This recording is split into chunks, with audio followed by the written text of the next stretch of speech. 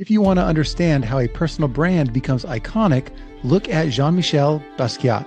He went from homeless teenager living on the streets of New York to one of the most valuable artists in history, with a single canvas selling for $110.5 million. Nearly 40 years after his death, his face and his art are everywhere. Museums, fashion, culture, sneakers. Basquiat wasn't just an artist, he was a brand. Today I'm sitting down with Doug Woodham, the author who wrote the biography all about him. The book is called Jean-Michel Basquiat, The Making of an Icon. And today we're diving fully into his story, his relationships, everything in the book that paints the story of his life and how he became such a celebrated artist. Let's jump into the show.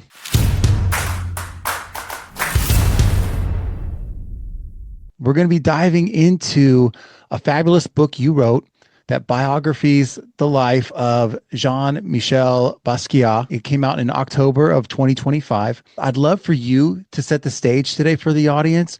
Tell us a little bit about Basquiat and what he is in culture today, what he's getting news for and headlines for.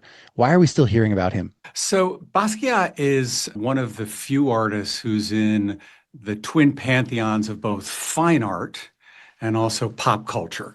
And there are very few that satisfy those two criteria. And just a few sort of fun facts. In 2017, a painting by Basquiat sold at auction for $110.5 million. So he joined what was then and what is still called the $100 million Club, which has, artists like Modigliani and Picasso in it. There are very few. I think there are a total of 6 artists who are in the $100 million Club. Second is, if you walk around New York, walk around Paris and Singapore, you'll see people of all ages wearing shoes, T-shirts, hats, emblazoned with either an image of Jean-Michel Basquiat's face or his artwork. And that's in part due to a licensing business that his family, the estate, has created. If you look at hashtag Basquiat tattoo, there are thousands of people across the world who have Basquiat tattoos. Really fun scrolling through it because it's like, oh my God. And to give you a sense of how deeply woven he's become into pop culture, he's now a frequent clue on Jeopardy. And so, when an artist crosses into Jeopardy land, it's a sign they are part of the culture. And he was born in 1960. He died of a drug overdose in 1988 when he was 27. And so my book really has 2 halves to it. First half is, tell me about his life. And it goes from birth to death, which has all manner of personal branding because he was a master brand builder. And then most artists' biographies end after the artist died, which is, I think, not a good place to end things because most of the reason why we know about artists is because of what happened to their careers after they died. So the second half of the book traces through the sort of forces and factors behind why people around the world know about Basquiat today, because it wasn't just because of his artistry. It wasn't because he made cool paintings. It was for a whole bunch of other reasons. Maybe we can start there because I do think that that's pretty interesting. And when things become part of the culture, when the masses start to hear about it, it's not just the people who are in the know. What do you think was some of the bigger turning points where your neighbor might have heard about him? Sure. So I think for a very large percentage of people today who know about Basquiat, it happened because of this sale in 2017 where a painting went over $100 million. And that sale became front page news around the world. I mean, it was staggering. New York Times, Wall Street Journal, Singapore Straits Times, and if you look at Google search statistics, it jumped like 6x what it had ever been before. And so it's just a reminder of big numbers get attention. So Basquiat, this young Black artist who died years ago, suddenly jumping the divide.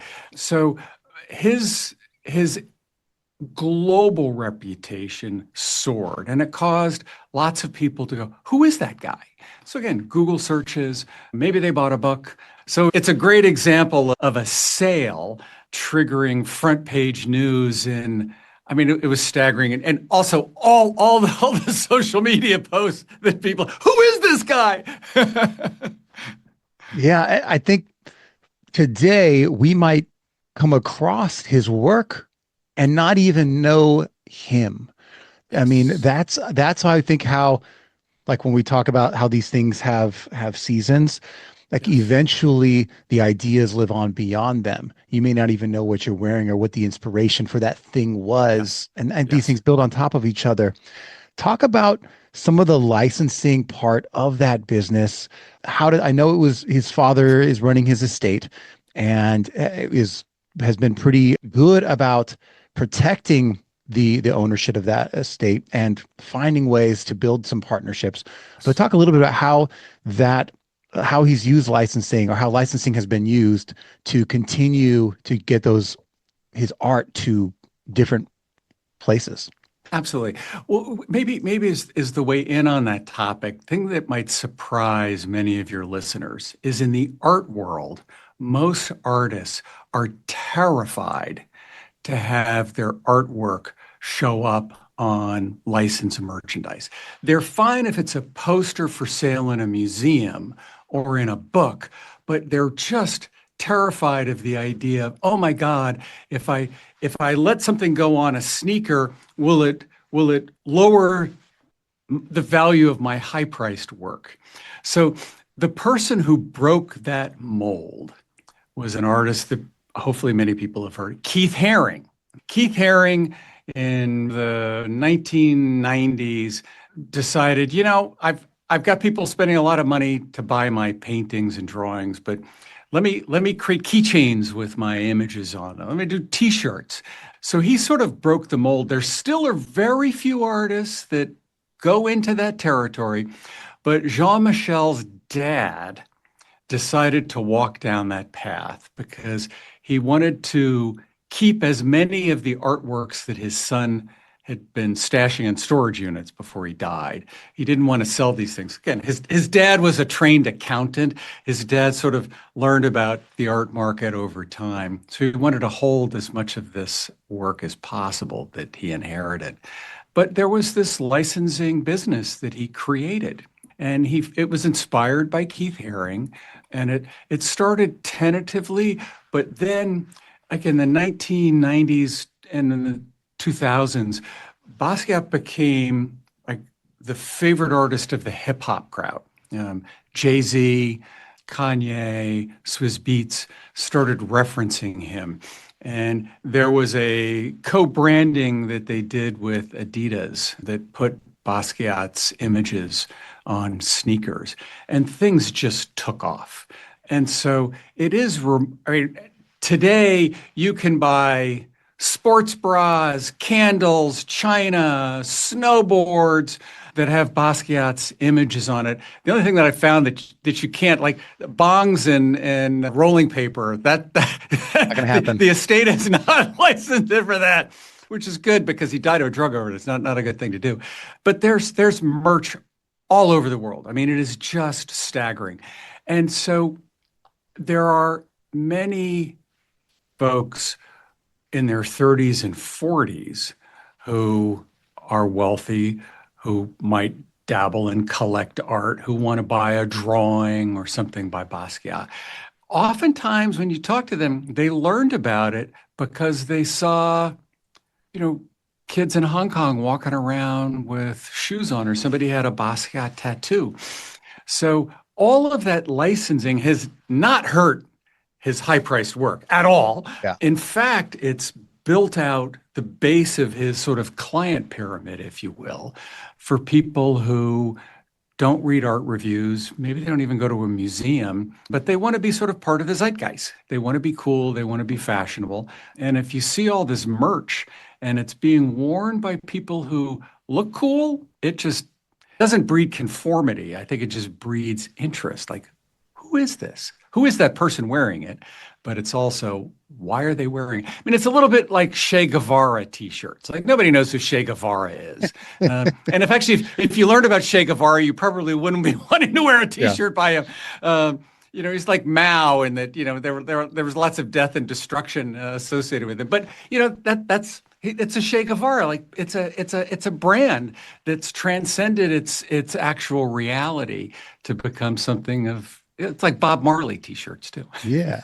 So and I agree. And I think there's definitely a connection in like street culture becoming cool, hip hop being a part of that, and becoming also kind of mass appeal along the same kind of road. And those things make sense coming together, but maybe you can describe the artwork for the people who don't know what we're talking about, a little bit about like how would you put into words the type of art that he creates and why it connected so much with culture. Yeah. So Basquiat started to be an artist in 1981, and he was actually only active as an artist for about 7 years before he died. So very, very short career. So in the art world, people who do something that's sort of cool, bold, new, that seems to break away from what was being created over the previous 5, 10 years tends to get attention. So Basquiat knew that because he was an intellectually gifted kid. I mean, he was reading the New York Times articles when he was in first grade. He started painting very bold, very colorful, very large, very transgressive, very sort of cryptic and hard to understand paintings. So, one painting that he did that I love, it's called Dust Heads. And it's actually a painting of two, angel dust users, one who's coming off the high, one who's starting the high. So imagine these sort of two grimacing faces in a 6 by 6 foot painting, slathered with paint, with crossed out words. I mean, it's like, oh my God, like what is going on in this painting? This painting is just so captivating because it's bold, it's colorful, it just feels in your face. And nothing quite like that had been painted before. He was inspired by other artists, but he just sort of found something new. And he also loved to mash up all manner of random stuff. I mean, he was somebody who was interested in he loved science, he loved math, he loved Leonardo da Vinci's sketchbooks. He also loved the way cereal box covers looked and toys and street signs. And he felt, let me juxtapose this imagery and maybe put words in and cross those words out. So his oftentimes his paintings, his early ones, his best ones, are like these works in progress where imagine he was writing words down that he liked, and then he scratched, those words out, and then he put other words in, and then it was like, oh, let me put a street sign in. The imagery in his work is actually hard to figure out oftentimes. Like he doesn't make anything easy. But if you approach his work where this is a one percenter intellectually, I mean, again, like he's a great artist, but actually the fact that he was so brilliant as a person, he was able to keep all this information in his head and loved creating sort of bizarre juxtapositions that are exciting. So if people just like go on to Google and do some, a search for Basquiat, he loves to have lots of faces and skulls, lots of crossed out words, bold colors, and nothing is obvious in the work. And the fact that it's sort of cryptic and enigmatic has actually helped his reputation over time because his work is not frozen in a moment of time. People have probably heard of the Claude Monet, who did lots of impressionist paintings. Claude Monet's paintings are fixed in a moment of time. That's the moment of the work. You're not going to look at a Monet haystack painting and think it's like so. Because Basquiat's a little more cryptic, like people can constantly reinvent what's in it. What does it mean? Why did he paint it? And so that enigmatic nature, which I think was just part of his ethos, he loved playing with surprises. Yeah, absolutely. And I'll want to get into his past a little bit too, but before that, there's something there that stands out, which is there's a lot of it's complicated. There's a lot of him in this art, and that was different for the time. And today, where there's so many people who, with through social media and the internet, like we are all on display a little bit, and we are all starting to curate our reputations and figure out what we can put out there. For the an artist whose identity started to be connected to their paintings as opposed to something they made, it was, tell me about the shift in kind of art culture and what started, like why that worked out timing wise for him, because he could have done this 20 years prior and it probably wouldn't have worked. Wouldn't have Maybe worked. so. Why did the timing work out for Basquiat? Yeah. So in the 1980s, the art world did do a slight pivot to embracing and being interested in this bold, colorful work. It was called neo-expressionism. So you can just think expression, I'm going to express stuff. Neo was just, well, there'd been some other expressionist artists over the previous 50 or 100 years. So you put neo in front of it. So there was this group of artists that were neo-expressionists. And in the 1980s, they were the bee's knees in the art market for contemporary art. So there were a bunch of artists in the US, in Europe, who just captivated buyers who were looking for what was fresh and new and exciting. And there were lots of painterly styles that these artists did, but Basquiat was one of them. And they put lots of figuration in and colors and I mean, just bold, bold stuff. This was not at a time, though, where many artists were really painting themselves in the picture. They might have been interested in myths and things like that, and they were inspired. But we're so used to people expressing their identity in everything they do. In the 1980s, that wasn't really the case. Basquiat was a little bit of an exception because he was painting himself into the picture. He was one of the few Black artists who was embraced by the contemporary art world at the time. There were lots of Black artists who were active, but because Basquiat sort of fit into this neo-expressionist idea, he got lots of attention. He dies in 1988, and this neo-expressionist movement goes out of favor. The art world flits and moves around. So in the 1990s, Basquiat's paintings, the prices of them actually fell like 80%. Like it tanked. And people are so used to Basquiat being expensive and his prices going up. That wasn't always the case. But in the 1990s, that's when in the art world and sort of the greater world started to become very interested in a person's identity, how they expressed it. And in particular in the art world, it started in the 1990s being very interested in how is an artist expressing, their view about colonialism, about repression, about discrimination. These were not how were you thinking about joy and sublime things. It was about history and bad passages. And so identity started to become a currency of real value in the art world in the 1990s. It really took off in the 2000s. But in the 1990s, there was a sort of new intellectual framework in the art world that said, oh, Basquiat, this guy used to be this neo-expressionist who was doing these bold, colorful things. Wait a minute. These are paintings about a young Black man. These are paintings that touch on Black history. These are paintings that look at both high points of Western civilization and bad things. That intellectual framework made Basquiat become, starting in the 1990s, solidified in the 2000s as the Black artist for those who were interested in contemporary art and had the wealth to buy it, to buy a work by him. And so that sort of notion of identity, which is endemic in so many aspects of life today, that was nascent in the 1990s. Again, it became pretty strong in the 2000s, as we all know. Basquiat benefited enormously from it. And so his posthumous brand building is absolutely tied into the zeitgeist of identity and how you could find it in his work. And he was deemed sort of the first artist, Black artist, to do that. That was probably a bit of a stretch, but what the heck? He just became branded as the cool exemplar of Black identity being expressed in contemporary art.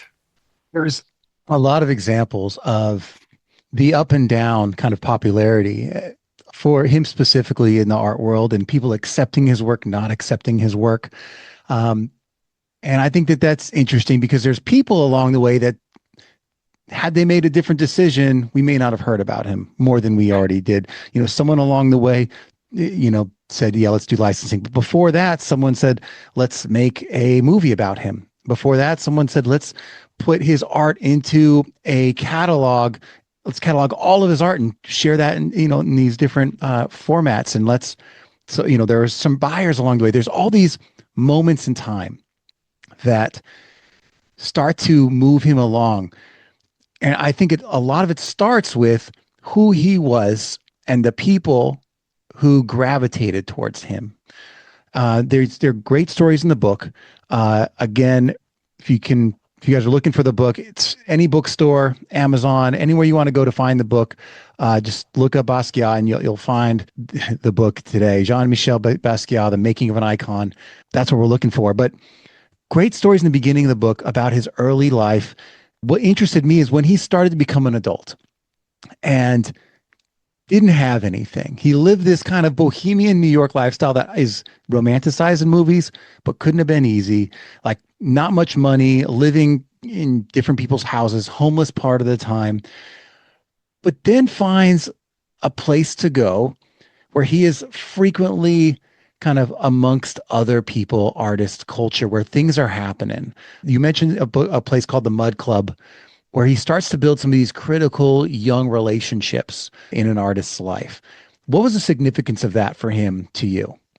Uh, Profound, and maybe just a historical point. So in the late 1970s, if you looked at the world, Berlin was still behind the Berlin Wall. London was not a cool place to go. Paris had, great traditional French food, but New York was the coolest place on the planet to be in the 1970s and the 1980s. And so many creatives from around the world flocked to New York at that time. And downtown Manhattan, south of 14th Street, was the epicenter of this.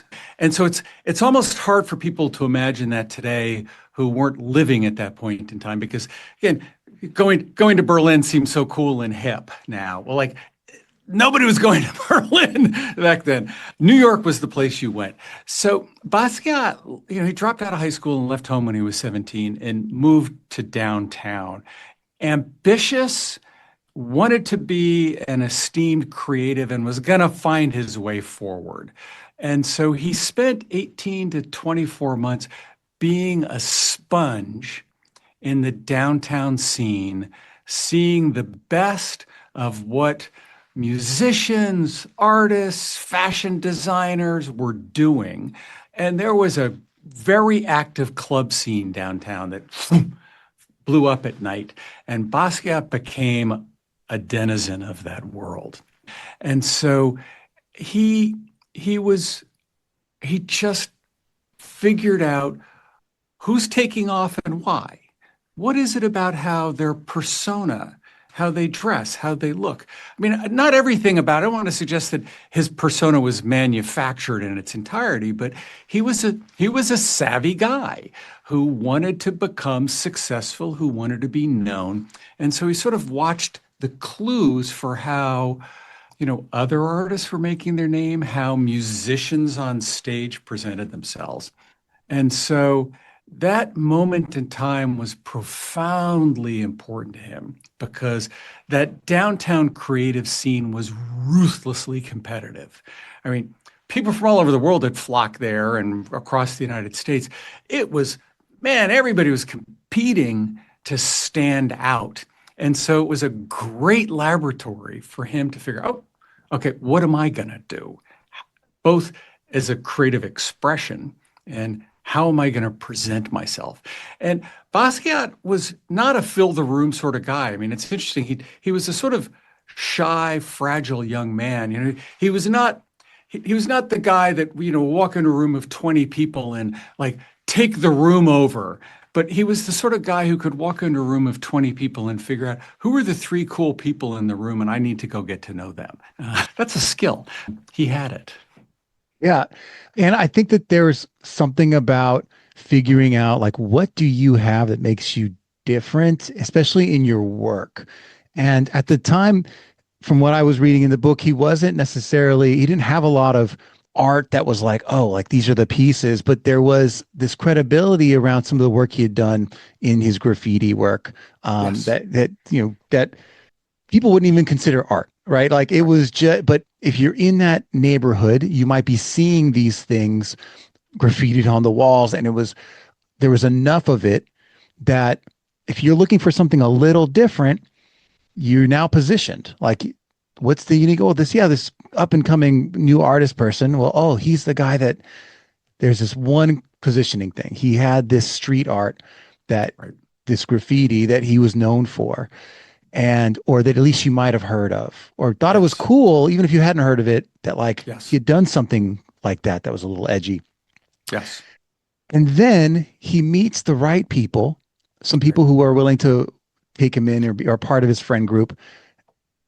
I want to talk about like the art world. Who were some of the people in that early stage that started to take it from just being he's someone in the group to someone who has work? Right.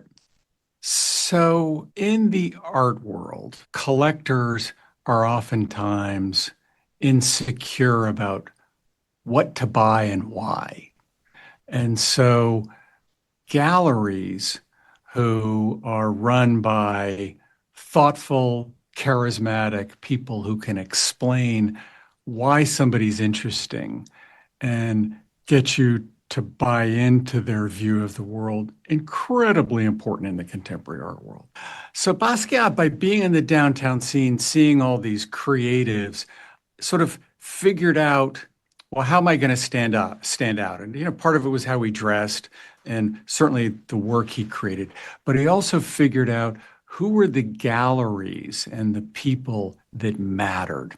So, in a sense, he sort of did the research, he did the thinking, he did the talking, and he was able to figure out who were the movers and shakers that he might be able to get access to. He was really masterful about doing that. And people liked him. I mean, Basquiat, just his social skills were pretty finely tuned. And because he was so smart and he could talk about different topics, other people just liked being around him. And so they were happy to sort of support him. And so there are lots of stories in the book early on of who he befriended and the sort of door opening that they provided. But, two of note, one was a gallerist, her name was Anina Nozay. And Anina Nozay was a gallerist of well known and highly regarded. And Basquiat was able to team up with her, and she was instrumental in giving him studio space, giving him some cash that he could buy supplies, and she was the one who introduced him to most of the major collectors who were buying contemporary art in 1981 or 1982. It's like incredibly formative. It sounds a lot like the music industry when there's like when someone finds like the right producer who just knows how to like they're a bit of a salesman, a bit of a packager, and they happen to have that next couple of relationships to how to get more people to see or hear or buy Yeah, the yeah, thing. It seems very yeah. similar. Yeah, great analogy. There's actually one of Basquiat's friends. His name's Vincent Gallo, and Vincent was become a musician. And Vincent knew Anina Nozay, was very close friends with Basquiat, and he used that very analogy. Anina was a great record producer, but to show Basquiat's sort of ambition, he was with Anina Nozay for sort of 12, 18 months. Jean-Michel was totally infatuated with Andy Warhol and wanted to get close to Andy Warhol because Warhol in the downtown scene was still this sort of mythic figure. And so the gallerist who represented Andy Warhol globally was a fellow by the name of Bruno Bischofberger. Bruno actually had a gallery in Zurich, Switzerland. And Bruno was just this extraordinary character who had been handling Warhol for like 10 years. And Basquiat put his line of sight on Bruno, wanting to build a relationship with him and figure out how to perhaps be represented by him. Not only because Bruno had relationships with some of the wealthiest collectors around the world who were quite comfortable spending large sums on art, but he also represented Warhol globally. And it was through Bruno Bischofberger that Warhol and Jean-Michel met, and after a period of time became close friends.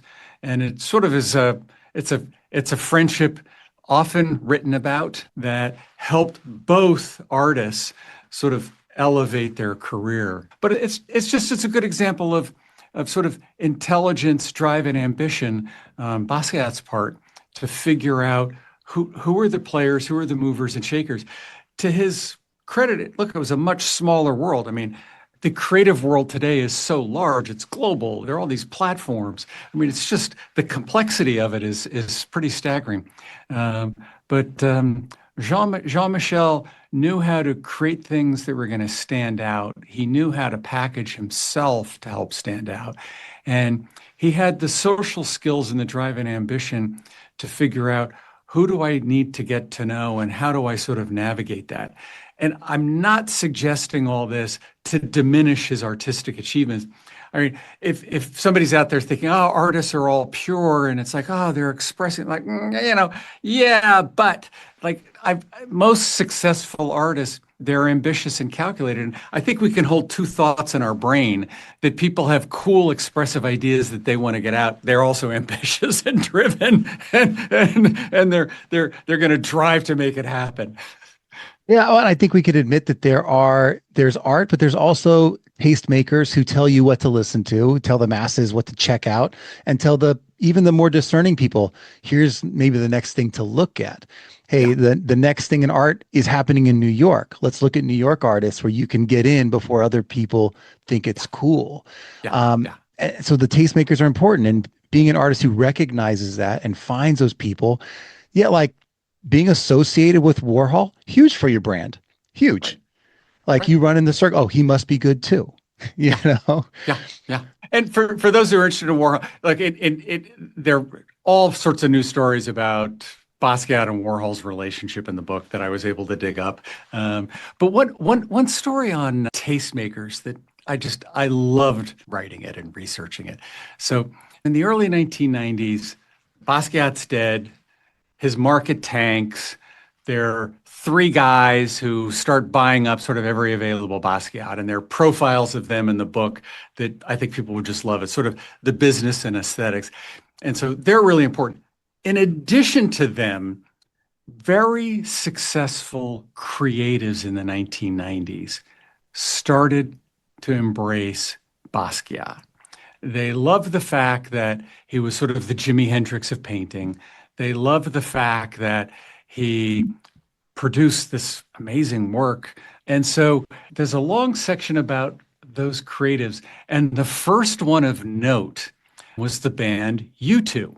And so, the bassist for U2, we spent a lot of time together talking about this. It was just this wonderful story of U2 buying a Basquiat painting in 1991 when not a lot of the people wanted a Basquiat painting. They actually bought it with the equivalent of their 401k plan, which is interesting. And they shipped this 6 by 6 foot painting to their Dublin studio, where it hung in what was their headquarters. It was their recording studio, it was their HQ, it was where they lived most of their lives. And this hung in the dining room, which was the meeting room. And it's just this bold ass painting. I mean, I love this painting. This was priceless placement because U2 in the 1990s was, a stadium filling band of great renown. The creative world flocked to see them in their studio. You just think about the producers and all these other folks. Bowie and others would come there, and here was this Basquiat painting. And, many of the people who came to visit them had the wealth to be able to buy something by Basquiat. And the fact that you two, who could sort of talk about why they bought this painting and they loved it, again, it's just like incredible branding. Yeah. Well, and then it's like, why did the bassist from U2 buy this piece of art? Because he didn't know much about it, so he started to study it. And who does he pick up? A curator, what do you call them? Yeah, an art advisor. Yeah, gets an art advisor to help him. Yeah, right. Someone who is more in the know and like understands what's cool. And again, he caught the eye and people have started to see his stuff. So it's like the celebrities out there are still like they don't always know what's cool, so they're looking for advice. So it's like, who are the key advisors? But then you add to that, oh yeah, well he was with Warhol, and then it was like, okay, well now YouTube's got one of his paintings, and then like all the other people who are in pop culture. Lars Ulrich from Metallica, in the second half of the 1990s, assembled like this great collection of Basquiat paintings. I mean, Valentino, the designer, was buying Basquiat paintings. Johnny Depp, Jay-Z, Johnny Depp, Jay-Z, and so it became such an affirmation to the normie collector, being a little uncertain about, is this cool or not? That here were these esteemed creatives who embraced Basquiat. Actually, really, really important. And it's not as if, again, nowadays, people would be writing articles, they'd be posting them on social media. In the 1990s, that wasn't the case. This was sort of whispering, and this was like, when you went to see U2 in Dublin, it was like this Basquiat, like, oh my God, what is that? Like, this is so cool. I got to learn more about Basquiat. Or when Johnny Depp bought his paintings. So they became a little bit like decoder rings for normies, where, geez, I should. They've decoded who's important and why, and their tastes are important, and they're already esteemed creatives. They're going to know another cultural category, if you will. Yeah, I appreciate that. And there's a lot of serendipity in the book, but I think a lot of it's kind of like, what do they say, when preparation meets opportunity? Like a small showcase leads to one person seeing you that matters. And then a larger feature finds a buyer of note, of renown, that could tell his influential friends about you. A relationship could lead to you just having your rent paid for the next month so that you're still alive. Like there's so many things that connect who we are and what makes these things work. But what I got was that he took a lot of shots. Like he was a courageous guy who was That's a great not point. not unwilling to be himself and put himself out there in places that weren't necessarily always ready to accept him. And I thought that was pretty admirable. Yes. Yeah.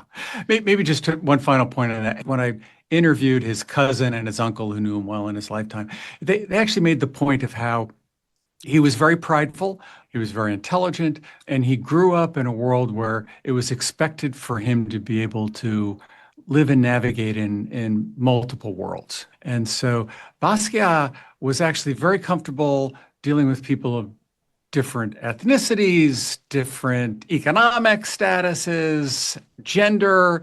I mean, it's amazing how he could hang with very wealthy collectors. He could hang in the gay community. He could, hang in the downtown club scene. I mean, he wasn't code shifting. He was very comfortable living in his skin and dressing and acting in a certain way. But he had a self-confidence that I think people found interesting, and he didn't isolate himself in any particular group of people. He knew he needed to be broad in who he sort of interacted with. I think there's a real human story there, and I think you bring that to life. Again, if you guys are interested in the book, Jean-Michel Basquiat, The Making of an Icon, came out in October 2025 in bookstores near you. So thank you, Doug, for coming on the show. Hey, great. Thank you, Brandon. Thank you for listening. We'll catch you next time. Brands on Brands.